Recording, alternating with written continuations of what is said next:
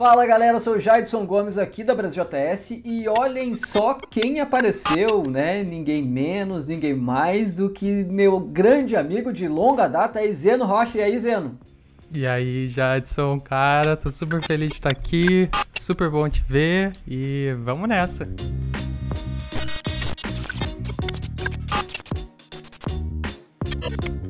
Vamos lá então.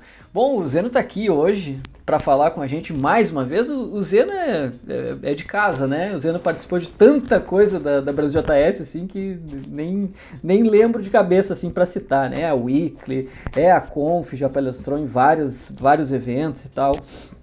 Mas hoje a gente está aqui para falar sobre um outro assunto. Nós vamos falar aí sobre os 14 hábitos de devs altamente produtivos. Isso mesmo, mas o que é isso? Para quem não está sabendo ainda, é isso aqui, ó. Ó o que está na minha mão, deixa eu botar na câmera aqui para quem estiver vendo. Eu estou no meu legal. Kindle, né? E eu já li, né? Esse então é o livro que o Zeno lançou, né, há pouco tempo, que tem esse título aí muito legal sobre hábitos, né, de devs, e o Zeno tá aqui hoje para a gente bater um papo justamente sobre esses hábitos, né, e também falar aí, mas deixa eu te perguntar primeiro, né, Zeno, bom, todo mundo te conhece aí, né, mas atualmente, assim, essa é uma curiosidade minha até, atualmente o que tu faz hoje? Qual é o teu cargo na Life? O que tu faz especificamente? É muito interessante, porque eu meio que vivo duas vidas aí, né? Eu tenho o meu trabalho normal, onde eu trabalho nessa empresa, que é a Life Cloud, e lá foi uma coisa que aconteceu de um jeito bem orgânico, assim, a gente estava trabalhando numa ideia de um produto internamente, a gente lançou, deu super certo, então nessa empresa eu tenho um cargo mais estratégico, assim, mais executivo, menos hands-on, então eu sou Chief Product Officer na Life Cloud. Então é um outro cenário, a gente lidando com clientes enterprise de empresas gigantes. E aí eu tenho esse meu outro lado, que é eu amo ajudar a comunidade, eu amo criar coisas para desenvolvedores. Eu acho que é uma coisa que está dentro de mim, eu não consigo segurar. E nesse lado aí eu faço várias coisas. Eu amo open source, tem vários projetos open source. Tem esse livro agora que é uma novidade para mim. Amo participar de podcast, estar conversando com você aqui é super legal. Então tem aí dois lados aí da moeda para mim. Muito legal. Bom, tu já falou algumas coisas que inclusive tu relata bastante no livro, né? Uhum. Mas vamos começar então falando sobre o livro aqui especificamente, Zé, e tá bem legal porque ele tá muito fresco na minha cabeça porque eu acabei de ler, assim, é muito bom a gente poder bater esse papo. Super, eu quero, assim, quando a gente conversou eu falei, nossa, eu quero muito saber a opinião do Jadson, então a gente vai fazer aqui ao vivo e eu já tô curioso já pra saber. Sim. Bom, e com o tempo eu não sei se a gente vai conseguir passar pelos 14 hábitos, né? Então quem tá assistindo aqui tem que correr lá e dar uma lida. É um livro enxuto, né? E tá muito fácil. Então, o primeiro feedback aqui. Tá muito fácil de consumir o conteúdo. Acho que a estrutura que tu montou ali tá muito legal, Zeno, porque tu conta uma história, aí depois tu dá a tua visão, depois a gente tem dicas, depois a gente tem entrevista com pessoas, né, da área de tecnologia, assim. Então, acho que ficou... Eu li, acho que, sei lá, em 2 noites, assim, eu tenho meus horários regrados para ler, em 2 noites eu li, assim, na primeira eu fui lendo, eu vi que cheguei em 40%, 50%, não, tá bom, amanhã eu termino e foi bem isso. Então, eu acho que essa condução da escrita ficou super legal, assim, principalmente para quem quer, enfim, ver a visão do Zeno e ver todas essas pessoas muito interessantes que ele trouxe para falar no livro, corre lá. E pra gente entrar, então, Zeno, no assunto principal do livro, assim, o primeiro capítulo ali tu fala sobre, né, por que hábitos, né? Eu queria entender contigo, assim, eu entendo, assim, aí claro que eu ia fazendo uma reflexão enquanto eu lia o que tu escreveu e pensando na minha carreira também, assim, né? Eu pensei, realmente, isso aqui faz sentido, ou eu ouvia o que tu falava, lia o que tu falava e depois via a opinião da galera aí, né? E é legal que tem... Achei interessante que em alguns momentos tem umas coisas que são divergentes, assim, né? Tu faz uma pergunta, alguém responde uma coisa e outra responde outra totalmente diferente, né? Achei isso bem genial, assim. Mas a minha pergunta para ti é relacionada, primeiro para quem tá ouvindo aqui, por que hábitos, né? Por que criar essa lista de hábitos aí? E como que tu chegou, assim, nessa ideia de, pô, tu pensou que tu era produtivo porque tu mantinha esses hábitos? Ou o processo foi inverso, assim? Como é que foi isso? É, muito legal. Só fazendo um comentário do que você falou do formato, acho que é interessante mencionar.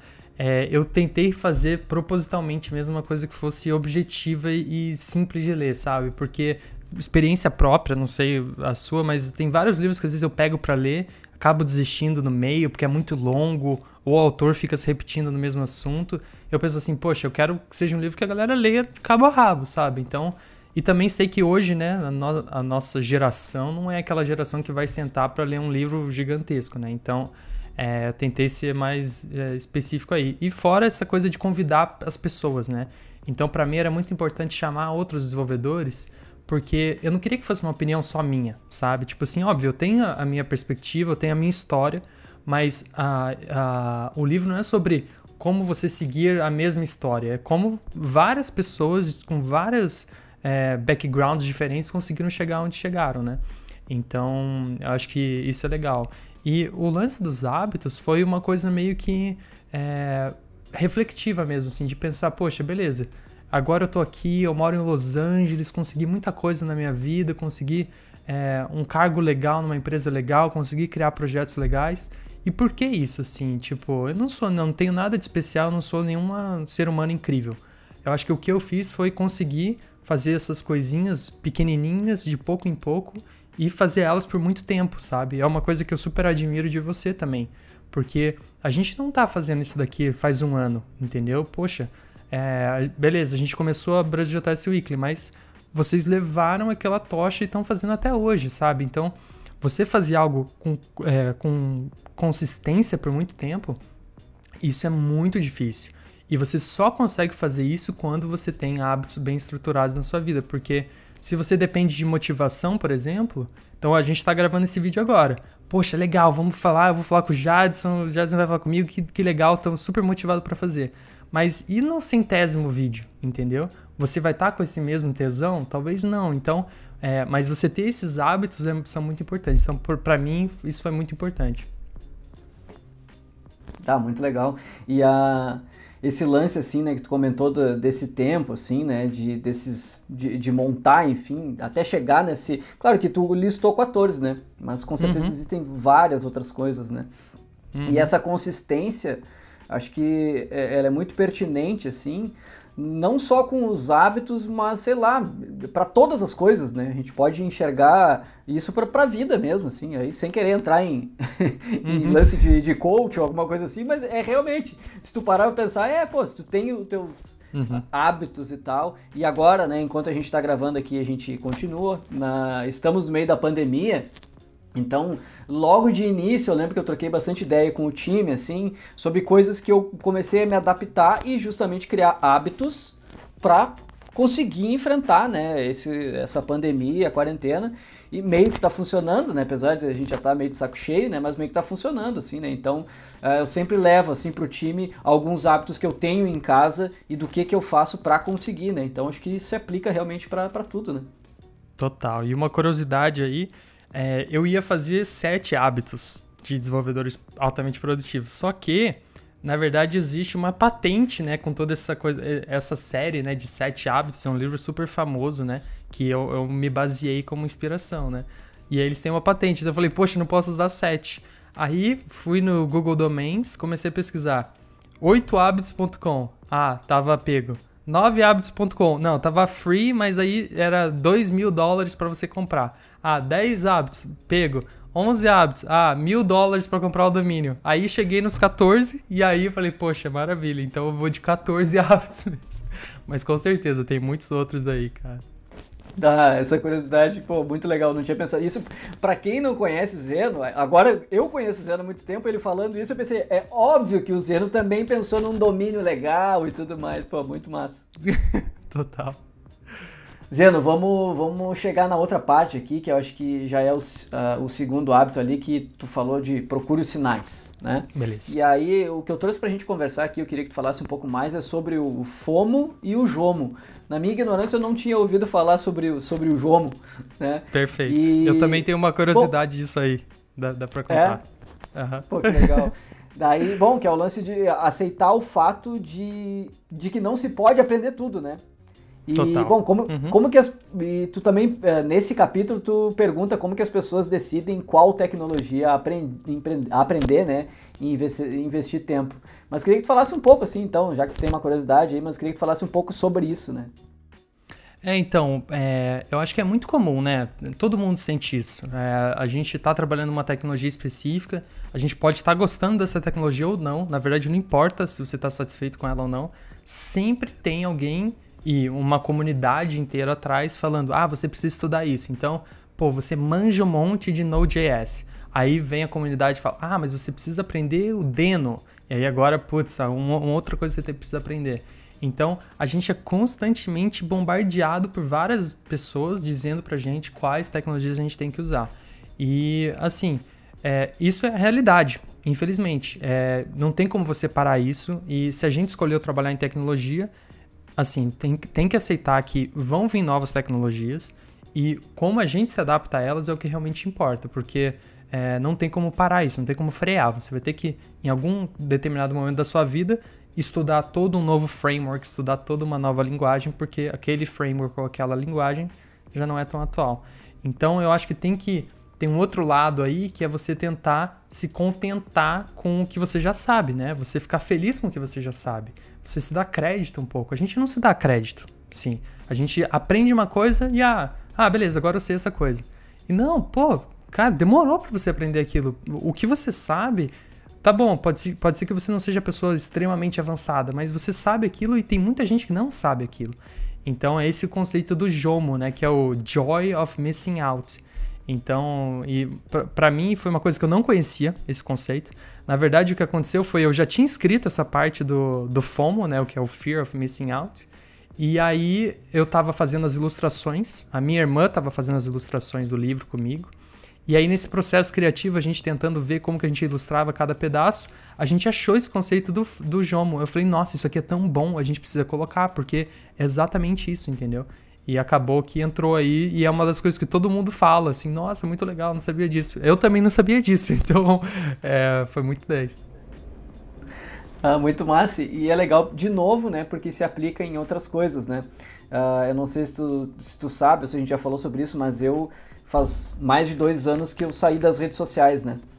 Uhum. Então tem um clássico, né, tá totalmente ligado, né, que é o lance de tu ficar realmente, mas eu tô perdendo tudo que tava rolando no Twitter, a galera que eu te mantinha em contato e tudo mais, né? E, bom, agora que eu tô há bastante tempo, eu vejo que, cara, isso tudo é contornável, assim, né? Então, todos amigos, assim, mais próximos, né, eu continuo falando por outros meios e tudo mais, né? Notícias sobre tecnologia, eu sou o editor da BrasilJS Weekly e faço os roteiros dos vídeos que saem toda semana no canal da BrasilJS, né? Caraca. Então, dá pra fazer fora das redes sociais, porque eu faço há 2 anos já isso, né? Então, tem esse lance, assim, é muito psicológico mesmo, né? E, esse lance do Jomo, quando eu li ali tu falando, eu falei assim, nunca tinha lido a respeito e muito legal mesmo. Show. Total. Eu acho que, assim, tem esse lance, essa opção que você tomou, né? É um caminho extremamente válido.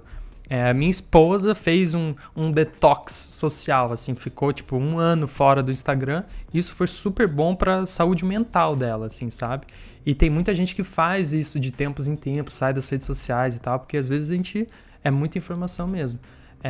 Mas assim, independente da onde você tá, né? Você vai acabar sendo, porque também agora que você não tá nas redes sociais, você tem que procurar conteúdo em outro lugar. E aí você vai pros sites, vai pras newsletters, e aí você recebe um monte de newsletter e agora tá consumindo tudo aquilo.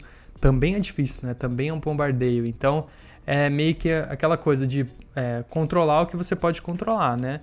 Já que você não consegue controlar tanto o fluxo de informação que existe no planeta, não é mais o tempo lá da Barça que a gente... Aquele é o conhecimento da humanidade. Está aqui em 12 capítulos, né? Não é mais assim. Então a gente precisa se adaptar. Com certeza. E só para falar também, ligado ao código, assim, né? Também é uma libertação, né? Porque eu também já tive uma fase assim onde eu queria saber tudo que estava acontecendo e pôr uma nova linguagem, um novo framework e, né, dentro do contexto JavaScript, que a gente sabe muito bem como é que é, cada coisa nova que é muito legal, porque isso fomenta de fato a inovação. Mas esse desapego, assim, acho que eu achei super importante e achei super legal ter colocado isso no livro, porque essa a nova geração, assim, de devs que estão chegando agora, chegam num mundo totalmente diferente, né? Assim como quando a gente começou, né? Também era um mundo diferente, assim, né? Mas agora eu vejo, pegar qualquer ecossistema, ele é muito grande, né? Porque a gente tem, pô, JavaScript tá com 24 anos, né? Total. Nossa. Python tem também mais ou menos a mesma coisa, Ruby também, e os frameworks e tudo mais, né? Então tem um monte de coisa consolidada e um monte de coisa nascendo. Mas eu acho que essa, não sei se dá pra chamar de maturidade, mas essa de olhar assim, tá bom, o Deno lá é legal, né? Então, pô, o que eu tento fazer, pô, no meu caso, é o meu trabalho, eu preciso fazer isso, eu preciso entender para poder informar toda a comunidade, mas não quer dizer que eu vou meter a mão e vou botar um código Deno já em produção e querer fazer funcionar e tal, né? Então é bem importante isso. Total, 100%. Zeno, vamos para mais um capítulo aí, o foco nos fundamentos. Esse é mais um capítulo lá do livro. E eu achei legal o exemplo que tu deu de quando tu teve que fazer um código no Notepad. E aí eu senti a tua não dor, mas eu senti o que tu quis dizer e me fez lembrar de várias coisas assim também, né? Então tem coisas marcadas na minha cabeça, assim, que acho que é a mesma coisa contigo, porque tu escreveu lá, né? Coisas da faculdade que eu tive que fazer. Na hora que tu falou sobre esse exemplo do Notepad, eu me lembrei de um código que eu tive que fazer na faculdade, que foi implementar ponteiros na mão em C. Né? Não era C, era em Pascal. Caraca. Fazer os ponteiros em Pascal.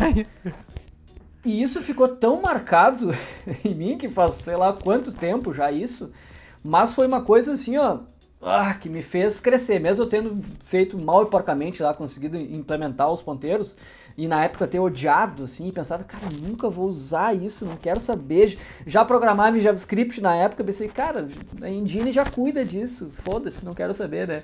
Mas é uma coisa que hoje eu vejo, pô, foi um puta aprendizado, né? Coisas da escola também, né? Eu sempre comento um caso, assim, eu tinha um professor de história que eu odiava o professor de história.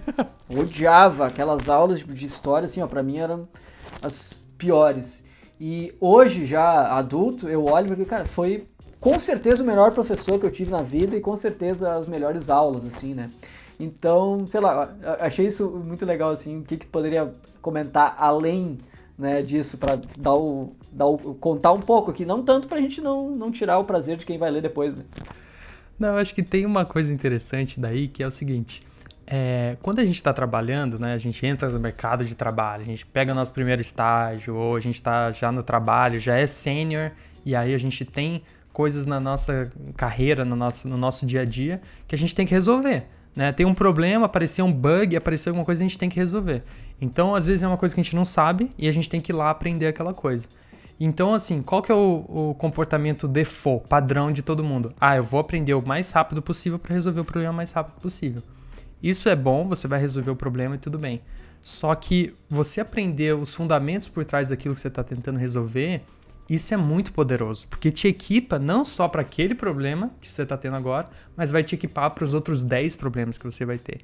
Então, eu acho que isso é muito legal. Tipo, se tem alguma coisa que eu não vou trabalhar no futuro, isso aqui não é importante para mim e tal, às vezes, beleza, né? Você resolve o problema e tchau.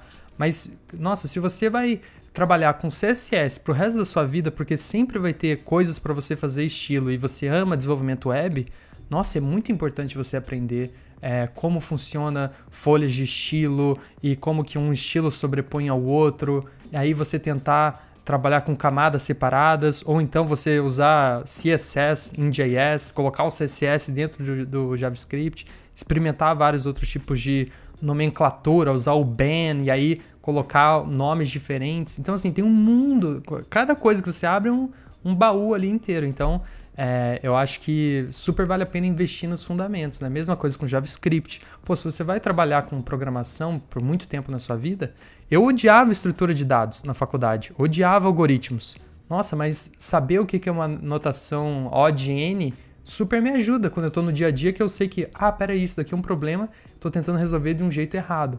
Então, eu acho que isso é uma coisa que, na época, do mesmo jeito que você falou também, vejo várias situações na minha vida que eu falo, nossa, odiava aquele professor, odiava aquela matéria, odiava aquele assunto, mas no final isso depois me ajuda no futuro, né? Não, com certeza. E eu não tenho como deixar de falar, né, do mundo React agora, e não só React, né, Vue.js e todas essas novas bibliotecas de interface e tal. E eu vejo muito isso assim, né, uma galera que chega já agora nesse mundo. Eu entendo que é super complicado, porque tipo, tu já chega com muita abstração, né.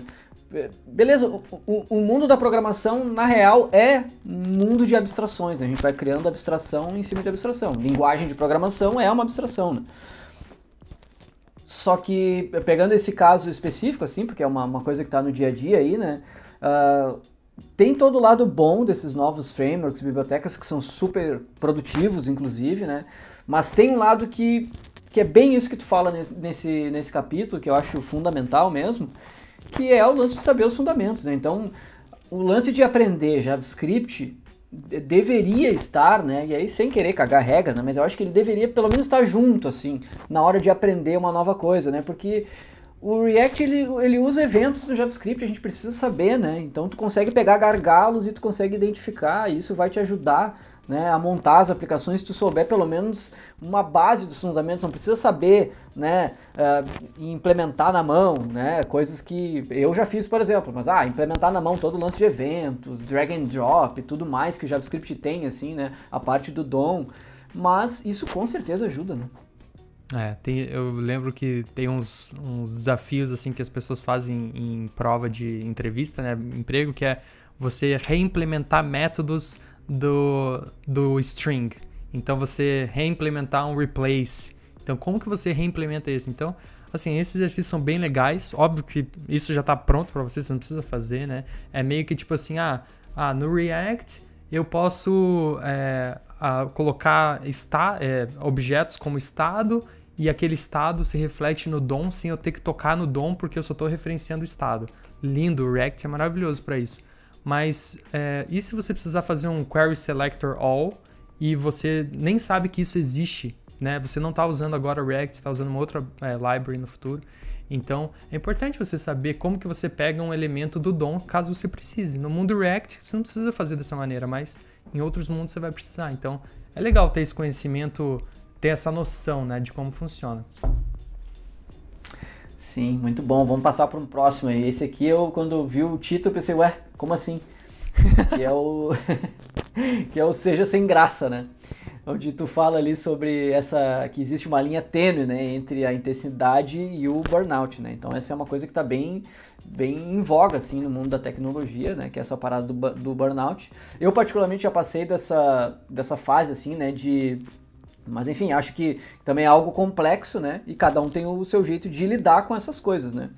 E uma coisa que eu achei interessante, assim, que tu trouxe, também mais um conceito que eu achei super importante que está presente no livro ali, eu queria que tu falasse um pouco mais sobre isso, que é o lance do jogo finito e do jogo infinito. Cara, isso pra mim, assim, eu tava lendo um livro, que é de um autor chamado Simon Sinek. Talvez vocês conheçam esse cara porque ele ficou muito famoso com um TED Talk que ele deu, que ele falou sobre o Golden Circle e como as empresas se comunicam e tal, enfim. E aí esse cara, ele tava referenciando um outro livro, que é um livro de 1950, se não me engano. E aí eu fui lá e comecei a ler esse outro livro, de 1950. E assim, eu achei fantástico, porque ele basicamente tenta dividir a vida entre dois tipos de jogos, que é esse jogo infinito e o jogo infinito. Infinito e finito. Onde no jogo finito, você tem, por exemplo, um trabalho, por exemplo, né? Você tá ali naquela empresa, em algum determinado momento, essa empresa ou vai encerrar o contrato com você, ou a empresa vai fechar, ou seja, você não vai ficar para sempre na empresa. Talvez você tenha que se aposentar, enfim. E basicamente, assim, a gente vive vários jogos finitos na nossa vida. E você tem vários momentos onde você tem que, por exemplo, um jogo de futebol, né? Onde você tem lá 11 jogadores no jogo finito, você tem uma regra, quem fizer mais gols ganha, e você tem 90 minutos para fazer isso. E aí, então, esses são os jogos finitos, né? Que são bem estruturados, regras claras, você sabe os jogadores, são 11 contra 11, não dá para jogar 13 contra 25. E aí você tem os jogos infinitos que acontecem na nossa vida também. E esses jogos infinitos é tipo um casamento, né? Você não tem um fim no casamento, né? Tipo assim, qual é o objetivo de um casamento? É fazer mais gol? Não é. Tipo, não existe isso. É vocês dois tentarem manter o casamento vivo. Então, o objetivo de um jogo infinito é você manter o jogo rodando. Então, quando eu vi esse conceito, eu falei, nossa, que loucura. E dá pra você ver mesmo, tipo assim, na vida tem vários jogos finitos e tem vários jogos infinitos. E esses finitos dentro dos infinitos é uma loucura. E aí, pra mim, eu pensei assim, poxa, tem um paralelo super legal com programação. Porque sempre vai ter bug, sempre vai ter feature pra melhorar. Sempre vai ter novo framework, vai ter nova linguagem. É um jogo infinito. Você não tem como ganhar. Como é que você é o melhor programador de JavaScript? Não tem. Você sabe mais funções? Você sabe, tipo... Não tem como você se classificar assim. Então, eu acho que uma vez que a gente entende que programação é um jogo infinito, aí a gente repensa qual é a intensidade que a gente está aplicando nesse jogo. Você falou, essa coisa do burnout, tipo, você tem intensidade, passar a noite toda programando. Nossa, super legal, que bom, você programou a noite toda. Tá, mas e no dia seguinte? Você vai conseguir ser bom também? E no outro dia? Você consegue manter isso por 10 anos, 30, 40 anos? Enfim, eu acho que eu gostei muito desse paralelo de jogos finitos e infinitos, porque pra mim tem totalmente a ver com esse mundo de tecnologia que a gente vive. Sim, e esse lance que eu comentei ali, que eu já passei dessa fase, assim, acho que todo mundo tem, na verdade. Mas, de novo, cada um lida de uma maneira, né? Então, eu lembro que já há bastante tempo, assim, né? Eu sempre, sei lá, em todas as empresas que eu trabalhei, e depois nas nossas empresas aqui, eu sempre tento falar com a galera, assim, e eu sei que às vezes é meio ruim de dizer, e também sem querer cagar regra pra ninguém e tal, porque cada um, enfim, processa as coisas diferentes, mas, tipo... Se tu tem um determinado tempo de trabalho ali, sei lá, tá trabalhando numa empresa tradicional onde tem o horário bem definido, né? E tu precisa ficar mais... e aí, claro, tem outro paralelo que tu fala bastante aqui em outros capítulos do livro, que é o lance de tu quer te dedicar mesmo a aprender mais sobre um determinado assunto ou alguma coisa assim. Bom, aí tu usa o teu outro tempo, né, pra fazer essas coisas. Mas eu digo, naquilo que tu te propõe, tu tá, sei lá, é a tua startup ou tu tá trabalhando numa empresa tradicional, enfim... Se tu tá usando mais tempo do que aquele que foi pré-definido entre sei lá quem, eu sei que é difícil de admitir, talvez não seja o caso para todo mundo, mas muito provavelmente está fazendo alguma coisa muito errada, assim, né?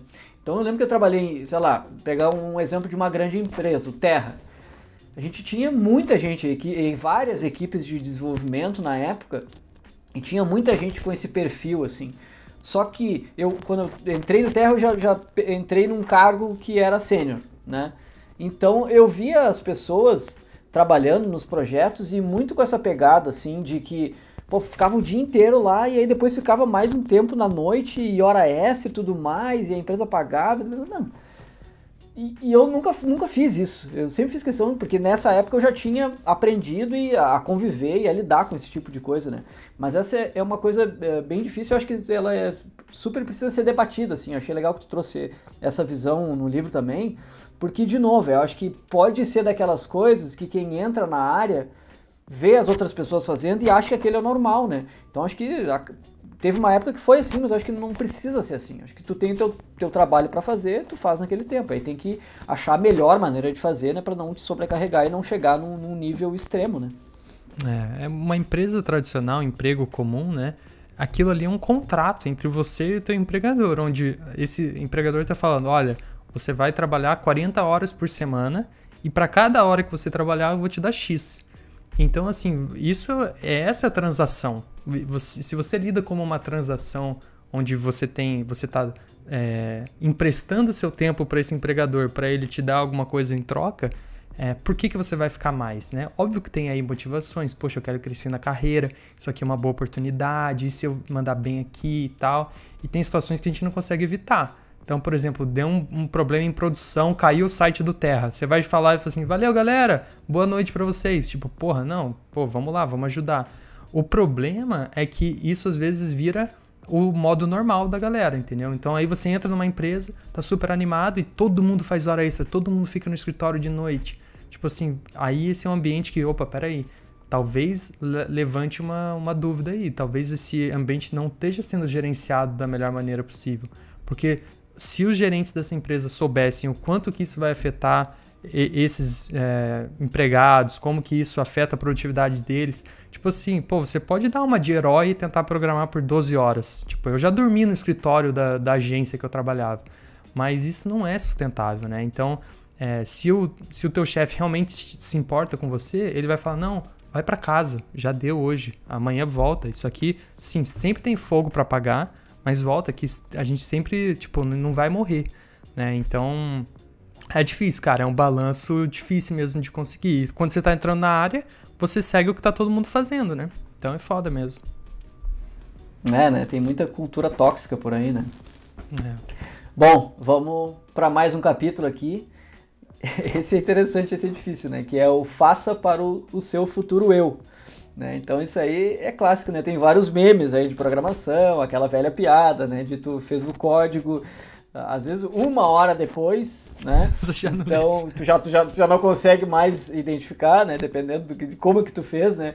E é legal que eu lendo esse capítulo, eu lembrei de um episódio da série Silicon Valley, não sei se tu já viu. Já. Qual episódio? Bom, é o episódio aquele que o Richard, acho que isso aí já é lá nas últimas temporadas, né? Mas em algum momento ele tá ali falando, acho que com uma outra empresa que tem um algoritmo concorrente e tudo mais. E aí eles contratam um cara que foi chefe do Richard lá no início da carreira dele. E esse chefe é um cara super escroto, assim, super tóxico. E aí ele fica trazendo as coisas ruins, assim, do Richard, que atualmente é CTO, né? E ele fica falando várias coisas, assim, e uma delas que ele traz é justamente, tipo, tu foi fazer uma implementação de, sei lá, acho que era árvore binária e tu fez com ODN, sei lá o que, assim, e ele fica todo envergonhado, assim, né? Mas eu lembrei na hora, quando tu falou isso do faça para o seu futuro eu, né? Porque escrever código fácil de ler é uma arte complicada mesmo, né? E essa é uma briga constante, assim, né? Que eu tenho comigo mesmo, eu tenho bem definido, assim, eu quando vou fazer código, né? Eu sou extremamente preguiçoso no futuro, então eu realmente tento fazer um código muito mais fácil de se entender, nem sempre é possível, e às vezes também, tu tá fazendo o que tu acha que é simples, né? Mas talvez não seja tão simples, né? Eu sempre trago o Felipe como exemplo, né? Sei lá, muitas vezes eu aprendi com o Felipe, eu fazia um código super simples, né?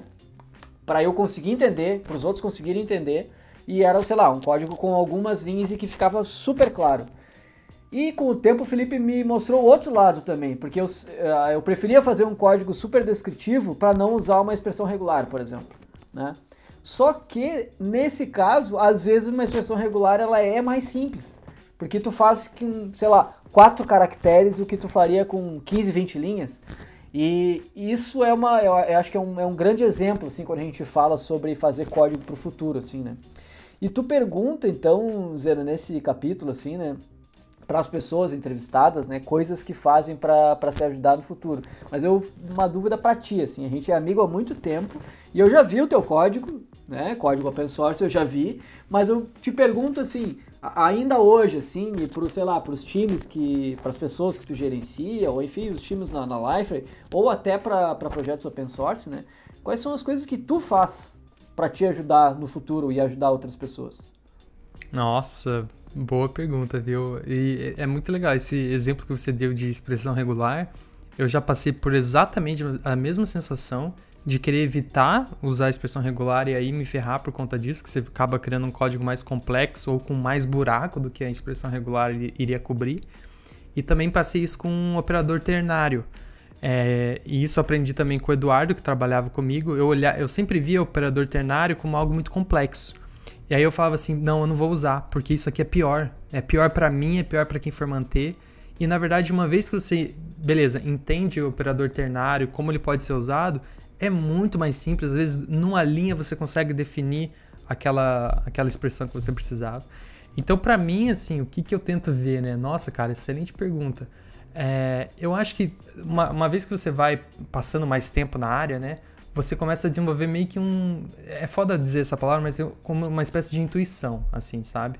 E eu não acho que é realmente uma intuição, é mais você tá detectando padrões no seu cérebro, e aí toda essa estrutura cerebral que você tem de padrões identifica coisas que você às vezes não sabe nem expressar como aquilo parece cheirar mal, sabe? Quando você vê um código e fala assim, putz, isso aqui tá assim dando muitas voltas, ou isso daqui não precisaria ser tão complexo.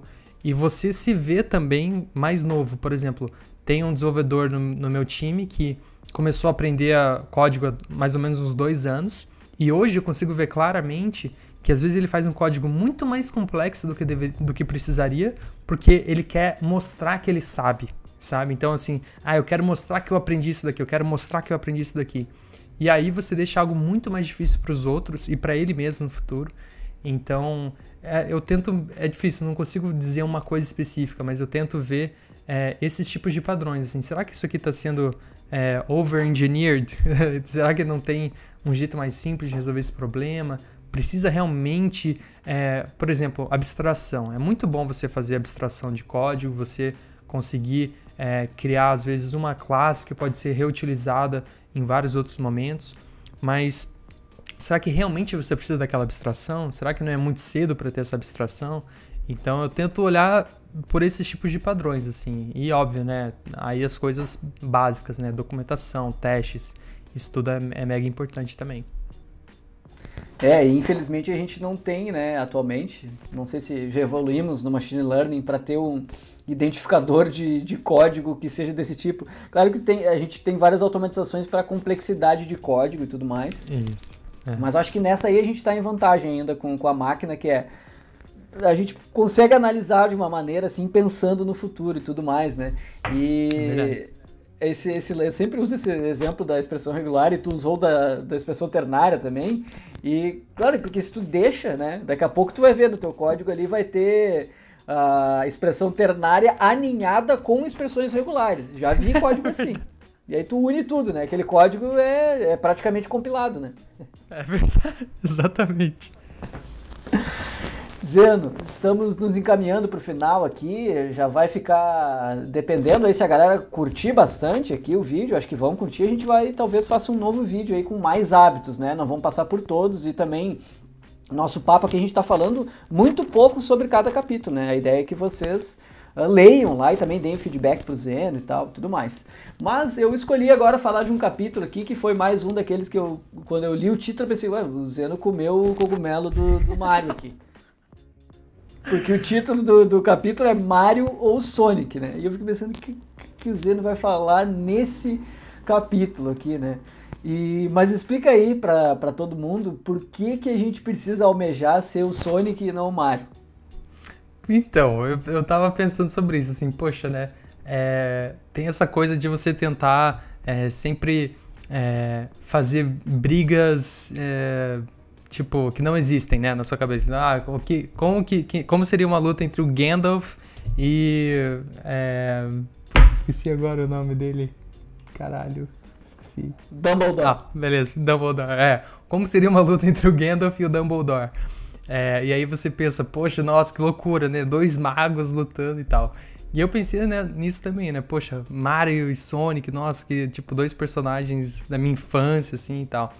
E aí, tentar fazer um paralelo nisso com programação, né? Eu pensei, poxa, você tem aí, e eu conheci vários, conheço até hoje, vários programadores que ficam pulando de emprego em emprego. Então, é aquele engenheiro de software que você conhece, que o cara é super bom, mas aí ele chega, passa 6 meses numa empresa, sai. 6 meses na outra, sai. 9 meses na outra, sai. 3 meses na outra, sai. Então, esse é aquele desenvolvedor pula-pula, né? É o Mario, tá sempre pulando e é aquele personagem que tá sempre evitando conflito, né? Então, tipo, o Mario sai lá, a plantinha e joga um negocinho de fogo, o Mario pula pra escapar. Tem um buraco, o Mario pula pra escapar. E aí eu pensei, poxa, o Sonic é o inverso, né? O Sonic, ele vai, corre, bate em tudo, destrói tudo e tal. E ele tem esse esquema que ele não se preocupa com essas barreiras e vai em frente, é rápido, se adapta rápido, né?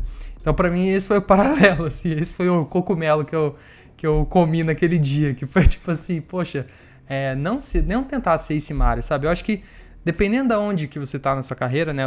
Se você acabou de começar, às vezes é bom você ser um pouquinho Mario, porque aí você tá experimentando novos empregos, você tá indo em várias empresas, tendo outros contatos com outras culturas e tal. Então, pô, às vezes, talvez aquele ali é um momento legal. Mas depois, se você tá pulando de emprego para o resto da sua vida toda, você nunca vai chegar a se aprofundar muito num problema. Porque quando você tá muito tempo numa empresa, quando problemas que você nunca imaginou que ia lidar, você vai ter que lidar.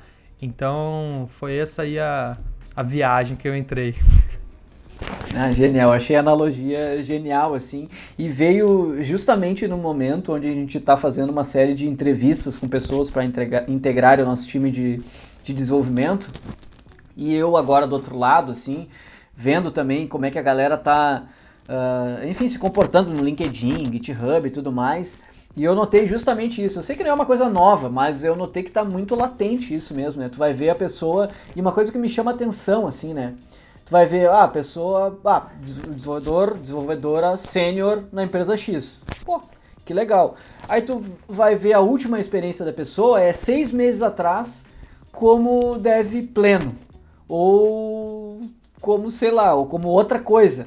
Não que eu sou totalmente contrário a esse tipo de coisa que a gente tem, conceitos que a gente tem no mercado, né, no mundial, aí, de dividir as pessoas. Mas, eu sei que a gente precisa ter pelo menos um lugar para olhar, assim, né? Só que isso normalmente salta aos olhos, assim, de, pô, a pessoa há 6 meses atrás trabalhava em outra coisa qualquer e agora em 6 meses, né, tipo, tem um cargo de engenharia, assim, o que é possível, né? O que é possível, assim. Mas eu acho que por uma coisa consistente, voltando aos capítulos iniciais do livro, tu tem que ter uma carreira consistente. Uma carreira consistente pô, tu começou, tu foi, sei lá, estagiário ou estagiária, tu trabalhou no suporte, aí tu foi para uma empresa mais legal, trabalhou numa startup e tudo mais, né? Não que essa seja a regra, porque não tem regra e não tem fórmula, né? Mas eu super apoio, assim, aí achei a analogia genial, assim, do lance do Mario e do Sonic, e fiquei triste porque eu prefiro o Mario no jogo. Pois é, cara. Não, e é muito sedutor o que você falou, porque, pô, você tá lá no emprego e você começa a aprender um pouquinho mais, aí tem um amigo teu que trabalha numa outra empresa e você pode ganhar R$500 a mais na outra empresa, aí você vai. Aí tem uma outra empresa, 6 meses depois, que vai te pagar R$1.000 a mais. Então, às vezes, a galera usa isso como um pula-pula pra aumentar o salário mesmo. Mas, no final, essa pessoa tá se enganando também, de certa maneira, porque, às vezes, ela não tem aquela senioridade que ela acha que ela tem. Às vezes, ela pode até saber tecnicamente muita coisa, mas de comportamento ela não é um profissional sênior, entendeu? Então, eu acho que tem várias variáveis aí. E, às vezes, você ficar na empresa um pouquinho mais, pode ser que você não pegue aquele aumento de R$500 ali naquela hora. Mas talvez pode ser que você melhore depois, você ganha até mais do que aquilo que você estava esperando. Às vezes você tem um bônus muito maior do que você teria na outra empresa. Enfim, não sei, tem 1000 variáveis aí também. É aquela coisa, também não quero cagar regra aqui e dizer que uma coisa é melhor que a outra, vai depender do teu caso. Mas acho que definitivamente ficar pulando de 3 em 3 meses, 6 em 6 meses, não é saudável. Com certeza, Zena. Bom, pessoal, vamos parar por aqui nos capítulos. Acho que a gente foi na metade dos capítulos. Aí tem vários super legais aqui que eu deixei até anotado pra gente falar. Tem o lance de especialistas versus generalistas, que é um tema que eu adoro também. Então, acho super legal. De repente a gente deixa isso para um outro livro, né? O lance, que é o último capítulo lá, né? Que eu acho que é Pare de Esperar, que é super legal. A gente também pulou aqui projetos paralelos, que são um capítulo que eu achei muito legal. Me identifico também bastante com isso. Eu não vivo, até resumi aqui, não vamos entrar nele, mas eu resumi que a minha carreira inteira é um projeto paralelo total, assim. Eu ser desenvolvedor é um projeto paralelo, tá ligado? Então eu acho genial, assim. Então... Adorei aí, Jadson. Você acabou de inventar um novo conceito. É a carreira como projeto paralelo, é isso aí. Exatamente. E, Zeno, pra gente fechar, ainda temos alguns minutos, assim, eu queria te perguntar como foi a experiência, então, de escrever um livro, o teu primeiro livro. Nossa, cara, uma loucura. Assim, eu não sabia o buraco que eu tava me metendo, assim, no sentido de que eu sou um cara que eu tenho confiança, assim, sabe, em mim. Penso assim, poxa, com todos esses projetinhos paralelos que eu fiz também, isso me deu confiança de que, tipo, eu posso criar o que eu quiser criar, entendeu? Depende de mim eu fazer essa parada. Se eu tiver disposição, se eu tiver iniciativa, eu vou lá e faço. E aí foi a mesma coisa com o livro. Eu pensei, poxa, beleza, eu não sou um autor, não sei escrever pra caralho, eu não sou um gênio. não tenho todas as respostas. Mas, poxa, eu passei por algumas coisas legais na minha carreira, aprendi outras, passei por coisas chatas também, e acho que é legal compartilhar. Então, tentei me desafiar, né? Então, eu quis escrever o livro em inglês, então foi a primeira coisa que foi um mega desafio para mim, porque não é minha língua nativa, obviamente. Então, fiz isso, foi mega difícil. Também, quando você vai escrever um livro, você tem 2 caminhos que você pode seguir, ou você usa uma editora com ilustrações e tipo agente de livro, os caras fazem tudo, revisão, tem todo um processo, toda uma máquina que você pode usar. Eu quis ir num outro caminho, que é você publicar como um independente, e aí você tem que fazer tudo, você que vai fazer a capa, você que vai fazer a distribuição, você que vai fazer a revisão. Então é um caminho extremamente complexo, mas eu também queria aprender como que é fazer um livro, como que é você registrar o ISBN, que é o número global de livros no mundo, entendeu? Como que você publica na Amazon? Eu queria ter essa sensação, sabe? Então, para mim, eu pensei, é um projeto paralelo como qualquer outro. Se eu quebrar, é um software gigante, se eu quebrar em várias tarefinhas, vários módulos, for fazendo ele de pouquinho em pouquinho, vai chegar um momento que ele vai estar pronto. E eu também, mesma coisa, adotei metodologia ágil aí. Eu falei, qual é o meu MVP? O meu MVP é o livro digital. E agora eu já estou fazendo o livro de áudio. Ninguém sabe disso, estou contando aqui, mas já estou fazendo livro de áudio. Estou pensando no livro físico. Então, assim, tem várias coisas ainda que eu quero fazer. Mas foi uma experiência muito louca, cara. Eu recomendo, porque, assim, é bem louco você escrever livro. Mas milhões de seres humanos já escreveram livros. Então, assim, não precisa ser especial para escrever, não. Eu acho que se você tem uma ideia, se você quer compartilhar, poxa, é incrível, é um processo legal.